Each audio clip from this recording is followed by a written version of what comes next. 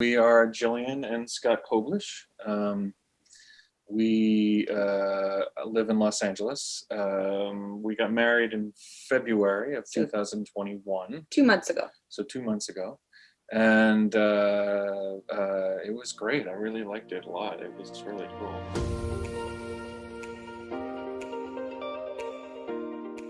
I never wanted a big wedding, and we have family and friends scattered all over, so we kind of knew we wanted, we considered eloping several times, but we also wanted to include our families in some way. It's really important for us to have the people that we know and love a part of who we are as a couple. It's kind of the best of all the worlds. Yeah.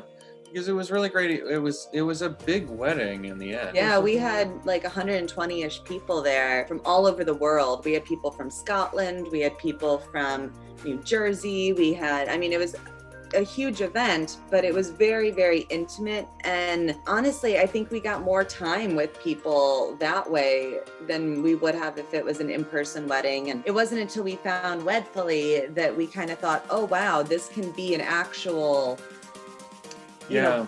thing that somebody specializes in, and they have a formula. They can plug things into this formula and make this happen for us. Wedfuly kind of provided a bare bones structure with lots of room for us to insert our own creativity in there. It worked out perfectly. A lot of the virtual weddings that our friends and family had gone to were just one camera pointed at a couple and that's it. No bells and whistles. So I think a lot of people kind of expected that.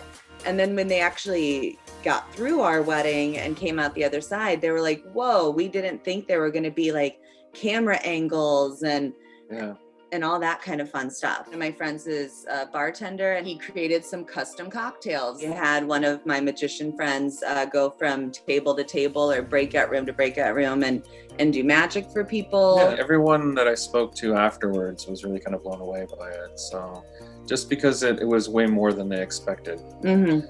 And, I felt great about it.